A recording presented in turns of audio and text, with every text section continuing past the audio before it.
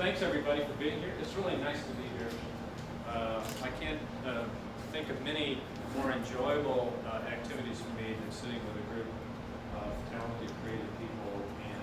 And have you ever noticed when creative people get together? Joey and I were talking about this earlier. I'll make a comparison. If you were a group of accountants and you get together for an event, I'm guessing that you don't sit around and start talking about the thrill of Excel spreadsheets. Just guessing, but I'm guessing that's probably true. But if you get a group of creative people together, for whatever reason, creative things suddenly start to happen. Everybody starts to share in a very, very different way. So the more often you can do things like this and get creative people together, the better, in my opinion. It helps make the world a lot better. I turned 65 a week and a half ago. And when I turned 64 a year ago, I had this sort of sudden epiphany, which was, oh my God, how did I get here? Besides my hair slowly going away, I realized that, my goodness, I had this amazing life. And what did and it's all been around design and creativity, and what have I learned? And I now know why my son and Julia recommended me to speak this morning, because I'm the oldest guy here, and if you're going to talk about heritage, you might as well get a really old guy and let him talk about it. So that's what I'm going to do. I'm going to share a number of thoughts about this thing called heritage and some of the things that I've learned over these last 40-some years in business and in practice of believing in and sponsoring creativity and design around something called human-centered design. So I'm excited about sharing some of those thoughts with you. My view on heritage, just quickly, I thought I'd give you my 2 cents worth. I'd like you to think about heritage in a future tense. And what I mean by that is you're creating it as we speak. And Stephen Covey once wrote, "Start with the end in mind." As a life philosophy, I think it's a brilliant philosophy, albeit incredibly challenging. And periodically, you have to stop and recalibrate and reinvent yourself and do it all over again. But starting with the end in mind is incredibly important. And for creative individuals, it is powerful. It is unbelievably powerful. Starting with that end in mind, the awesome things that you can do, because suddenly you wake up one morning and you say, oh my goodness, I'm 64. What have I done? Have I left a legacy? Is my heritage going to be meaningful? You can start orchestrating that as we speak for the future. And that's what I think creative people are all about. It is this continuum of change driving ultimately to an amazing legacy. Well, when I turned 64, I couldn't get this song out of my head. You remember, those of you who remember the Beatles, when I'm 64, will you still need me? Will you still feed me when I'm 64, right? Unfortunately, my son isn't here, but I tell my grandchildren, my granddaughters that all the time. Your grandfather will need food and shelter eventually, and he's going to take care of me. In the 60s, I was a child of the 60s, and music was a scene that we were all deeply involved in, especially on the creative side. And there were other various activities that creative people did together in the 60s. Some I'm not going to talk about here, but certainly if you were in the design and art world in the 60s, it was one of the most exciting periods of time imaginable. by the way, it reminds me a lot of today's period of time. Sort of the dynamics of the current period we're living in right now are not wholly dissimilar from the 60s. So lots of things to remember. And so the Beatles played a very important role. And in my research around human-centered design, around creativity, the functionality and the role of design and creativity tied to music and art has been a constant interest of mine. So trying to connect the dots about how does it happen, how does it work, why does it work there, why doesn't it work there has been something of interest. So I thought I would use them as a backdrop to talk a little bit about heritage. And for me, again, heritage is this legacy of artifacts and or intangible attributes of a person, group, or society. So as a group in Grand Rapids, you are creating a legacy. And in today's transparent world and in its branded world, this legacy is very real, meaningful, and can be incredibly impactful. And we know the role of design is unbelievably impactful, right? Design changes our lives, and it changes them, I would argue, almost always for the better. So you have this continuum in the role of creativity and design. I mean, anybody know who designed this drawn electric razor? Probably the greatest, one of the greatest industrial designers of all time. You will know the name, Dieter Rams, right? Right? What was the year? Anybody want to guess?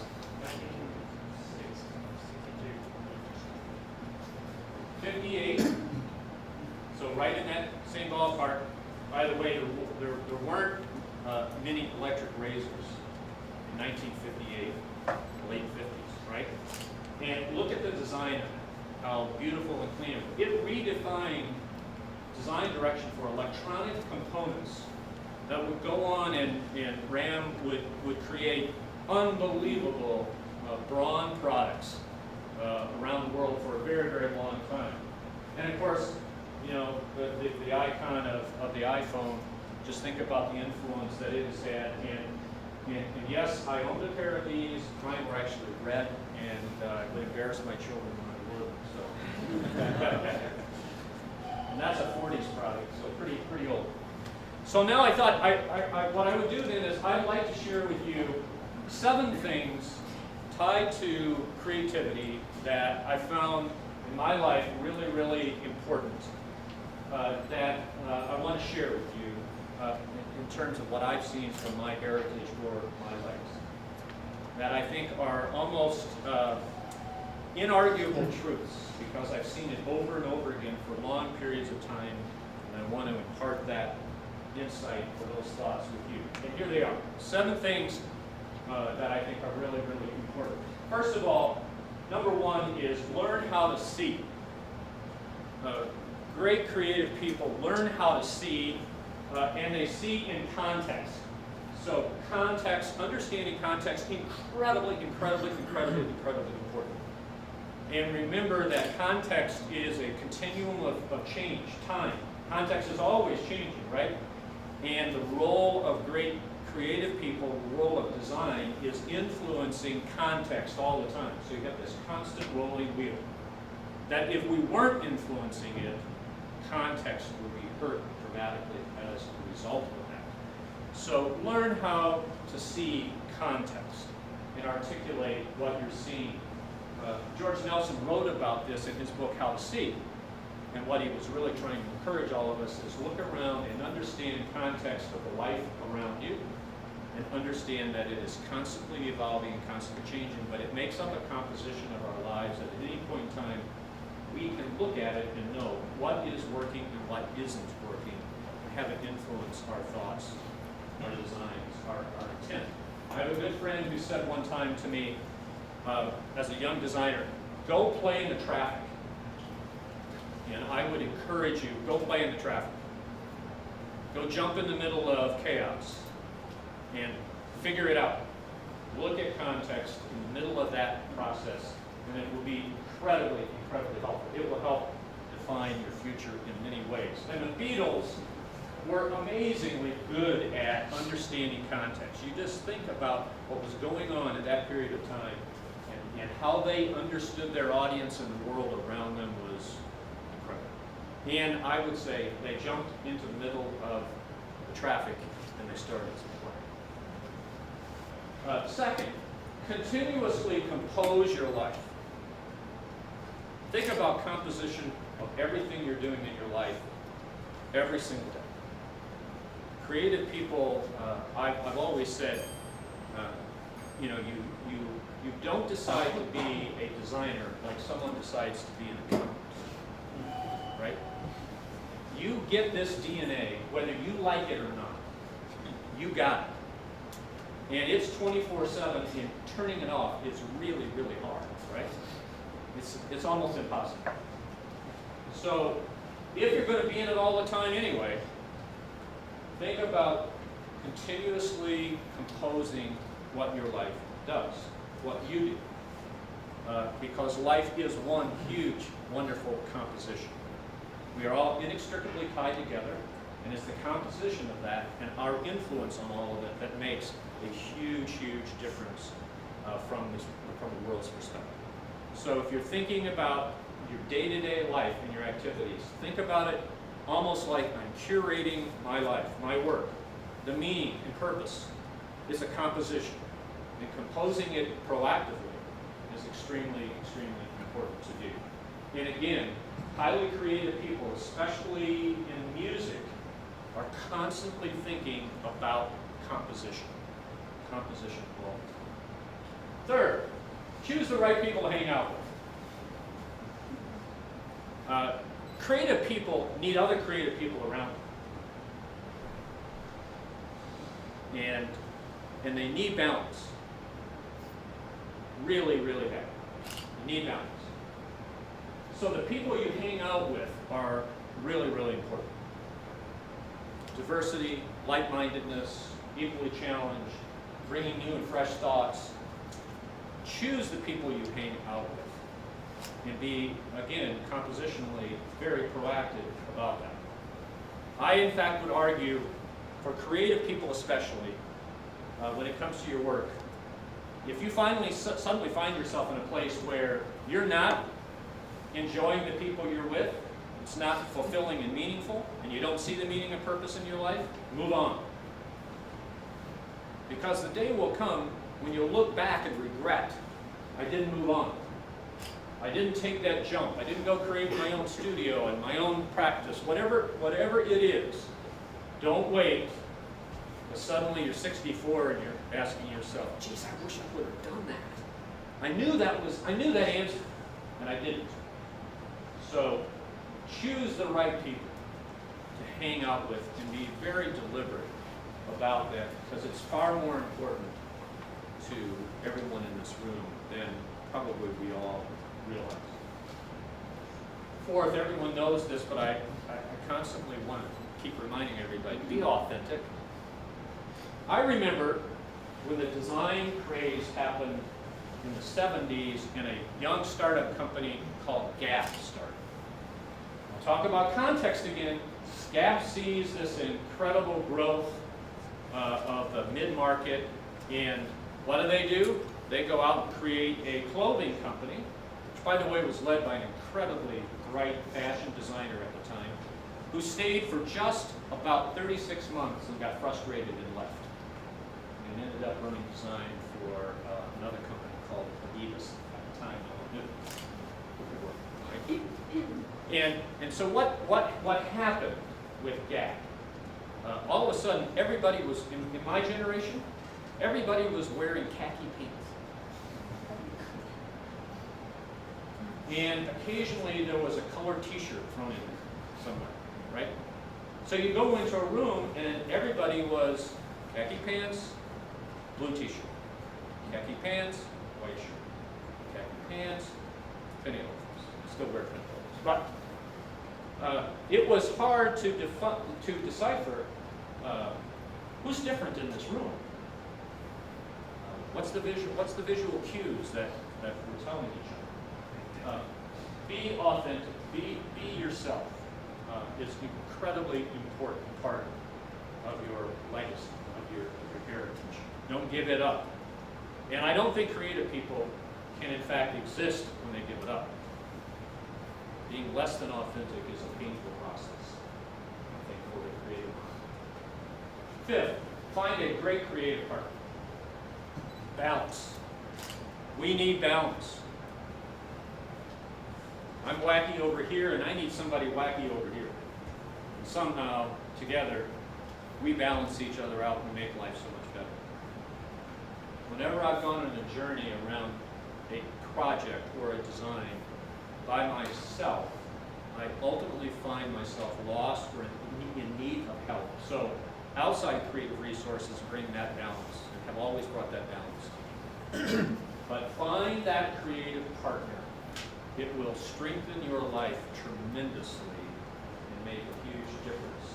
And again, if you look at the music world especially, that creative partner aspect has always been a subset of great music and great groups of people. They have always hunted for a long time until they found their creative partner that made it all work. Still yet today. Incredibly cool. Number 6, take time to reflect, reinvent, decompress, and get balance in your life. So, I can't encourage you enough. My legacy, my heritage, as I look back in my life, so many times, I had moments in my life when I just wanted to disconnect. I just wanted to go sit on a sand dune and watch the water. And of course, in the corporate world, people will look at you when you're trying to do that, and they're looking at you like, what? You want to do what? Yes, you have to do that. You have to do that. We're on 24/7, right? You can't throw it away. It's the DNA that miraculously God gives creative people. Everybody's creative, but everyone in this room got an extra dose of it. And some of us got extra doses of it. We take it really, really serious. So that means your life is literally consumed by the creative thought process.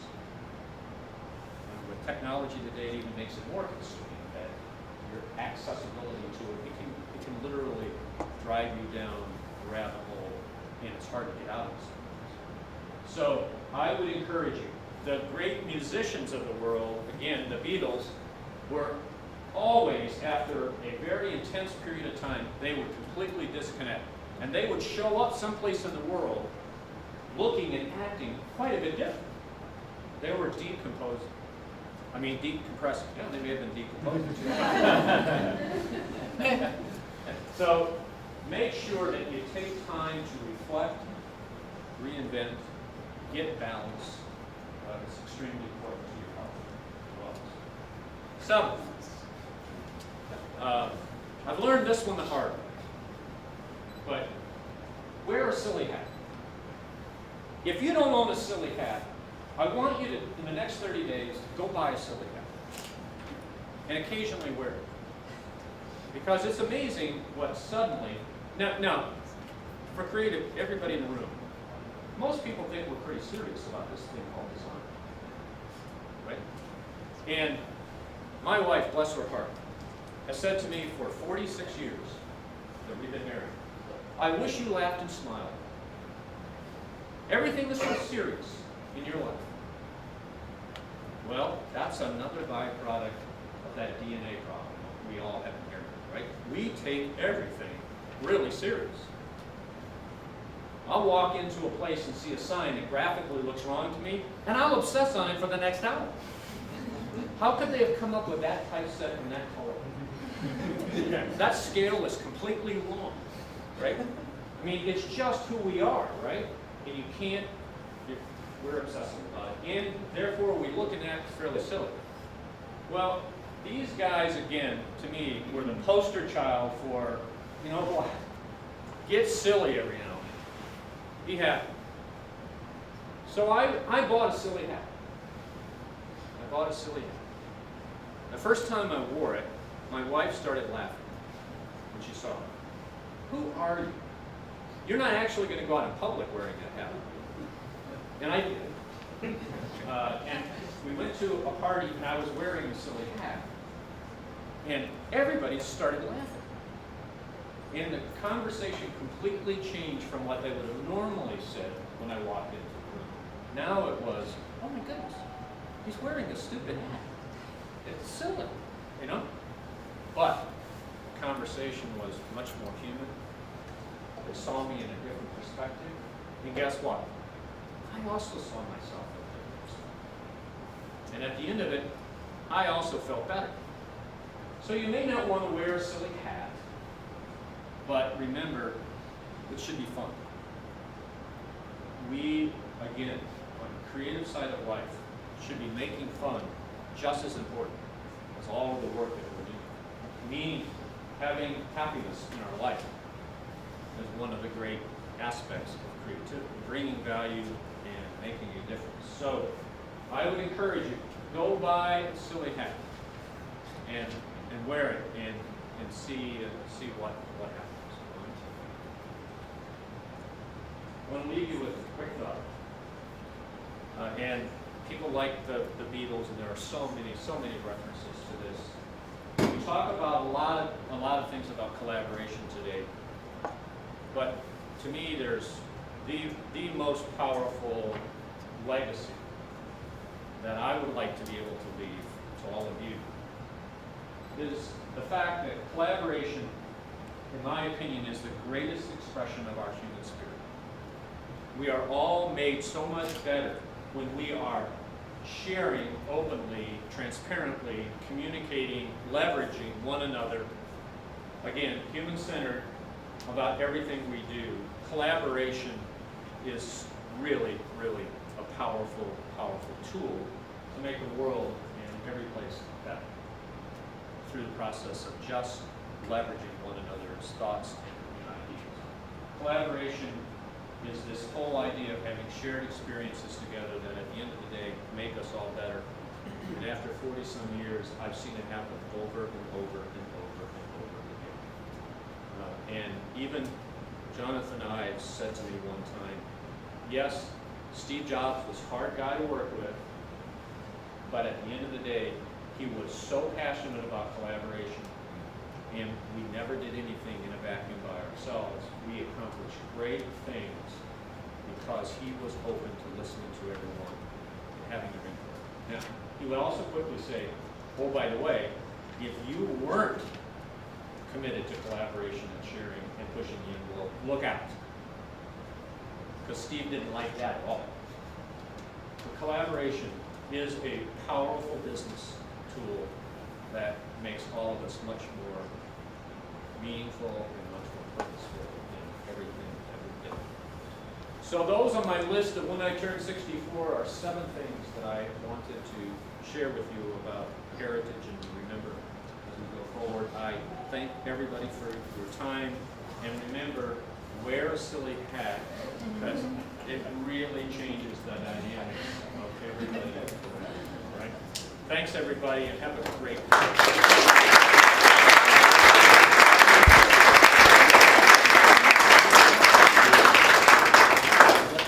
Awesome. Thank you, Chuck. We have a little bit of time for Q&A, but I want to make sure everyone can get to work on time, but maybe about 10 minutes. So I'll start it off. Your number 5 was have a creative partner. Can you talk a little bit about one or more creative partners that you've worked with in your career?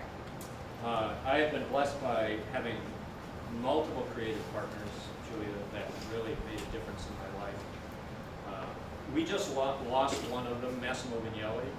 I worked with Massimo as a young man, and I probably learned as much or more from Massimo Vignelli as I from anyone.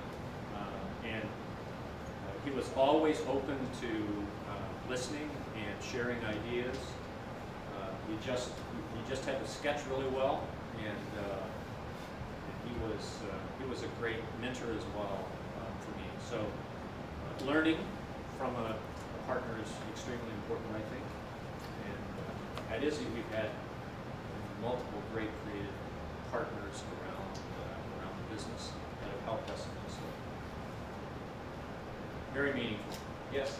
We were talking earlier about just things you can do, because you were talking about how we're always on like 24/7, and just some of the things to distract ourselves from that whole creative process thinking that goes on. Could you just expand again on those things that you were talking about there? You know, I think if you can find an outlet, find something else to do with your life.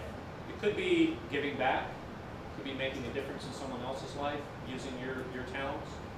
It could be searching another talent. Music is a great balance. I think to relieve that creative pressure and get you into another mode. Painting, I love to paint. And that's the arts is another way of extracting that balance. I love to bike, so biking is a big passion of mine, and I can sort of unwind when I get on a bike and go bike for an hour or so in the country. That's pretty incredibly refreshing. So, but you have to work at it. If you don't, you get consumed by that creative DNA problem and all that, right? And it's hard to get out of. Yeah. You said learning to see the continual change often influences design. So how would you say the changing times have influenced you as a creative person? Oh, wow. I tell you, my grandchildren have been an amazing influence in my life. My granddaughter Izzy, who we named the business after, Isabel, is a musician, and she's into all kinds of underground hip music. So I periodically get a list of, have you listened to this group, Gramps? And so my playlist gets better because of my granddaughter, and it then changes my perspective, right? And I think we have to stay, here's an important word for all of us on the creative side, relevancy. And someone asked me a long time ago, what makes for great design? Why do we say sometimes that's lasting design, right? That's a confusing conversation, and I'm not sure I buy into that whole conversation all the time. But for sure, great creative people have had always the ability to stay relevant. And when you lose relevancy as a creative person, you lose everything, right? Nothing else matters. So you have to stay relevant to be effective to leverage your skill in the side of design and creativity. So staying relevant is really, really important. That's understanding generational shifts and change. It's understanding trends in the marketplace. It's that whole idea about seeing. See context, see it continuously, know that it's changing all the time, and you have to be immersed in it. You have to be grounded in relevancy as the world is changing around you. Fashion, look at fashion. If I would have been here talking to a group 15 or 20 years ago, let's say, can you imagine makeup of this room? And what everyone would, first of all, there would have been very few women in this room. There would have been no one wearing blue jeans. Most everyone would have had a sport coat and a tie. And I still actually go to meetings like that. Unfortunate, but true. As the world, as this continuing to change, stay relevant, stay engrossed in it, and understand. Track what you see happening around you, and it'll make a big difference. All right. Any other questions? Thank you, Chuck.